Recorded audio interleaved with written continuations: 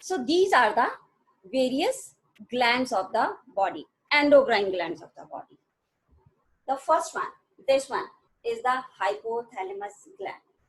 Can you see that pituitary gland and the hypothalamus gland? These two glands are there in our brain. Hypothalamus, in fact, this is a part of the forebrain. Plus, this is also involved in secreting certain hormones. So that is why this is called a neuroendocrine gland.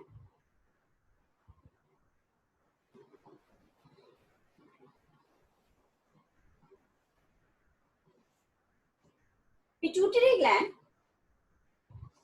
earlier this was supposed to be a master gland.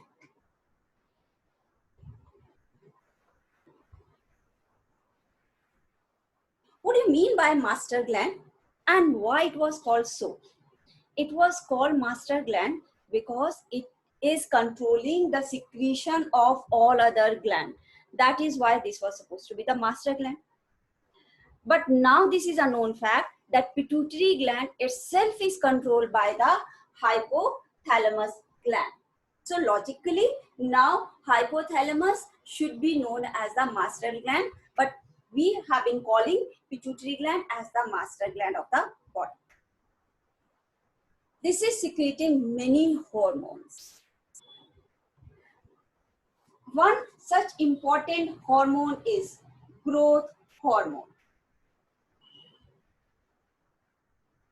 In short, this is called GH. Growth hormone is responsible for controlling the physical growth of the body.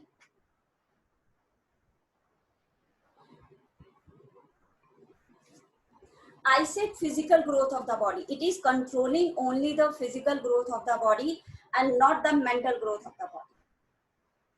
So in case if this growth hormone is secreted in large amount than required in the body, then what would happen? The person growth will be more, physical growth will be more than a normal person. Say a normal person is having 5'10", 5'11", or 6 feet height. Then this person who is having more growth hormone in his body may have a height of 7 feet, 8 feet. So this disease is now called gigantism. When there is more growth hormone. On the other hand, if there is less growth hormone, then person height remains short. Then this is called dwarfism.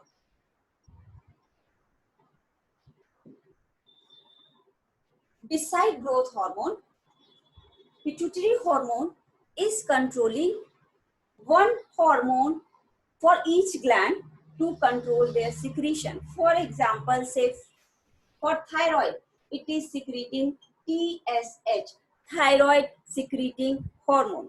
So when this hormone is secreted by the pituitary gland, then only thyroid is going to secrete its hormone.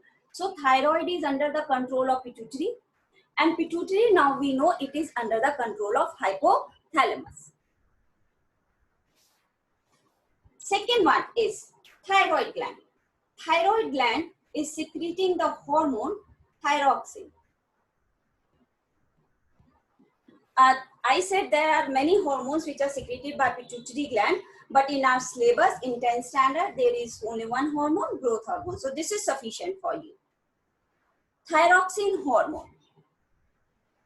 Thyroxine hormone is responsible for controlling the metabolic activities of the body.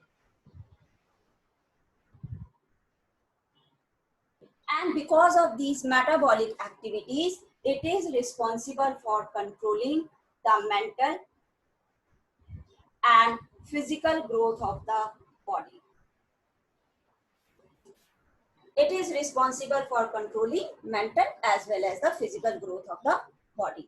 On the other hand, growth hormone, it was responsible only for the physical growth of the body.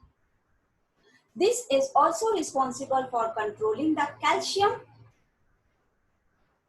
level of the body. One very important thing is thyroxine need iodine for its formation.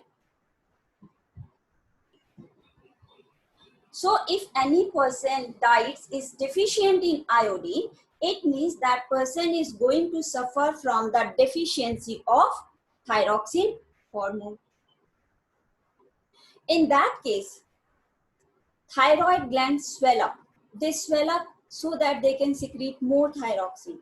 And this disease, where swelling of thyroid gland occur due to deficiency of iodine, is known as goiter.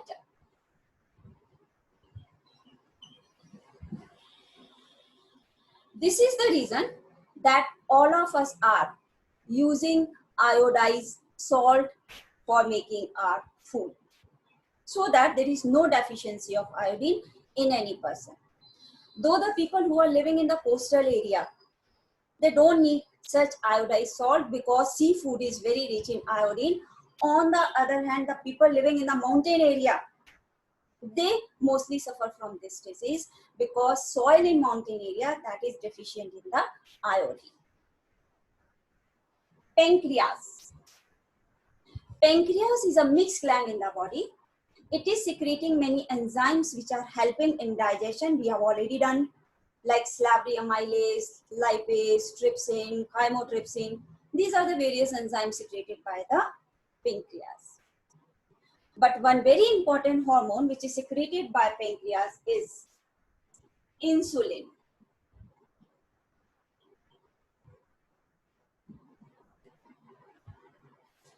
Insulin, it regulates our glucose level in the blood. You know that a definite amount of glucose is very much necessary in the blood, because glucose is the ultimate source of the energy. In each and every cell, glucose is broken down to release the energy that is stored in the ATP. But this glucose level shouldn't be more than that required level. It shouldn't be less than that. And insulin is doing that function. Whenever blood glucose level increases, now insulin, it converts this glucose into glycogen. And this glycogen is stored in the body. This is stored in the liver. And there is another hormone also which is secreted by pancreas, that is called glucagon. When there is less glucose in the body, then this glucagon will break down this glycogen and it will release the glucose in the blood. But here we are more concerned about insulin. So now what would happen if insulin deficiency is there in the person body? This pancreas is not secreting the sufficient amount of the insulin. Then if the blood glucose level increases, then there is no hormone to convert it into glycogen. So that particular disease is known as diabetes insipidus. It is diabetes mellitus.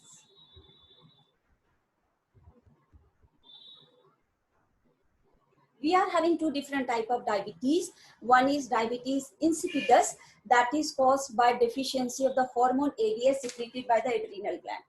But here, the insulin is responsible for causing the disease. Deficiency of insulin is responsible for causing the disease diabetes mellitus. So in this disease, blood glucose level increases. We are having two different glucose level in the body. One is called the fasting and another is called PP. Fasting is after 12 hours taking the meal. Suppose we have taken our dinner at 8 p.m. in the night, then till morning 8 a.m. it is fasting sugar. So if we are going to check the fasting sugar, we have to check it around 8 a.m. And its value is around 90 to 100 milligram per 100 ml of the blood. Similarly, PP is postprandial after taking a meal. If its value is more than 130 milligram per 100 ml of the blood, then this is said that person is diabetic. So such person who are suffering from diabetes mellitus, they are advised to take insulin injection so that blood glucose level can be maintained. Otherwise, this high glucose level of the body is going to affect each and every organ of the body. Why? Because this is going to change the osmotic pressure of the blood. Clear? So now we come to the next gland, that is adrenal. Adrenal gland, it secretes a hormone called adrenaline.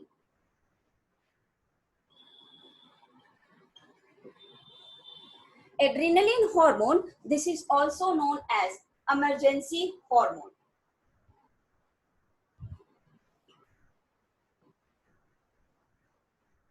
Or 3F hormone.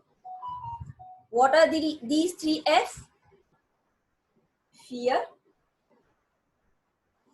fight, flight.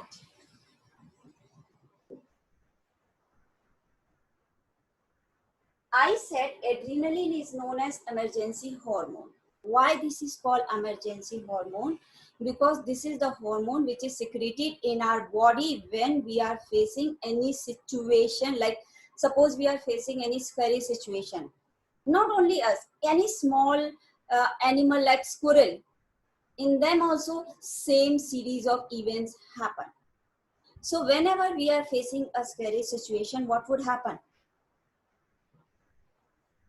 We may be scared of that situation.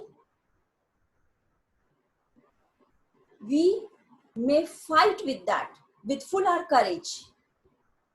And if we are not able to fight, we will run away from that situation. That is called flight.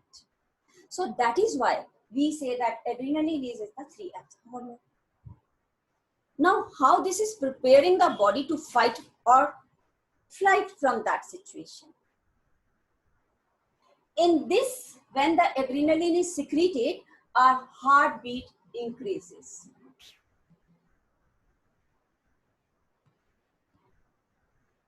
Our breathing rate increases.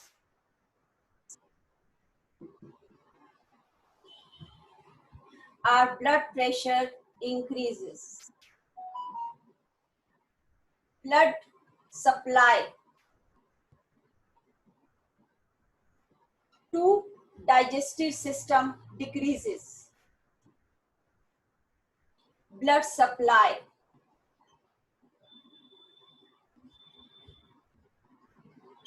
to skeletal muscles increases. Now you must be thinking how the blood supply increases, how the blood supply decreases. See, our blood vessels are very much flexible. So when they constrict, blood supply decreases. And when they dilate, blood supply increases. So in this particular case, what happened? The blood supply to the digestive system, the blood vessels which are going to the digestive system, they constrict.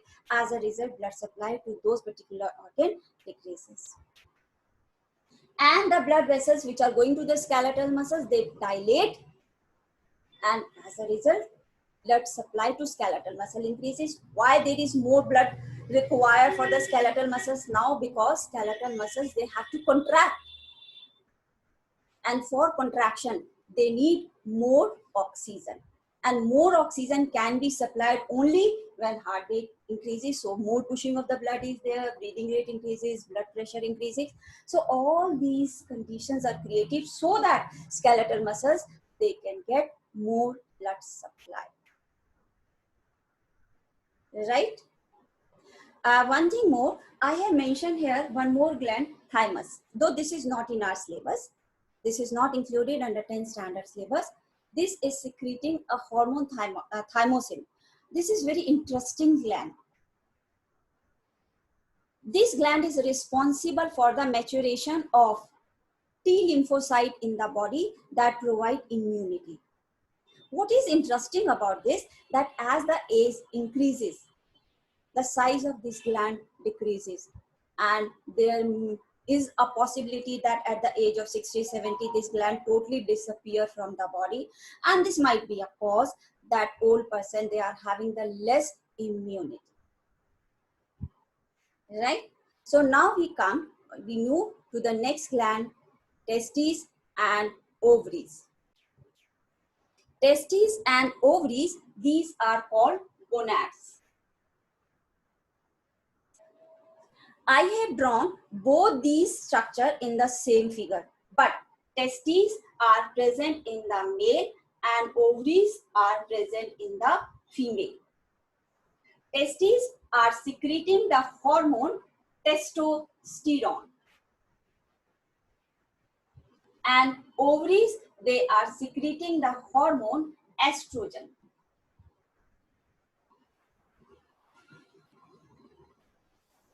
These hormones, testosterone and estrogen, their level increases at puberty. Puberty, right from the 10 to 15 year of the age.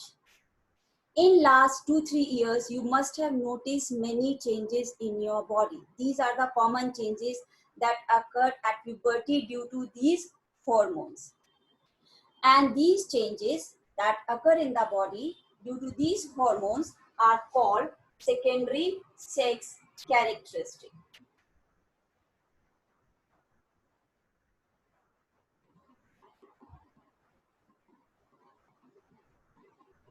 For example, in boys, these changes are broadening of shoulder,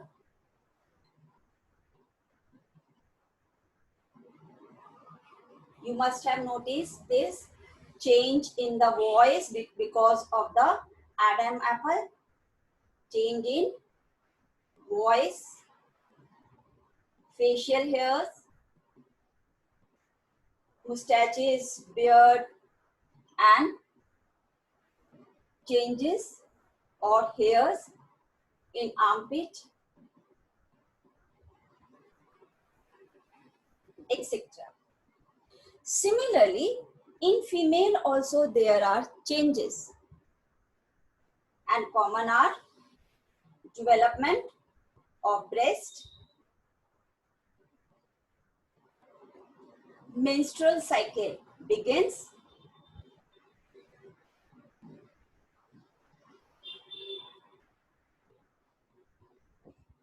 that we say menarche. There is also a change in voice. See, there is change in voice. The pitch of the voice increases here. And of course, hairs in armpit are also there.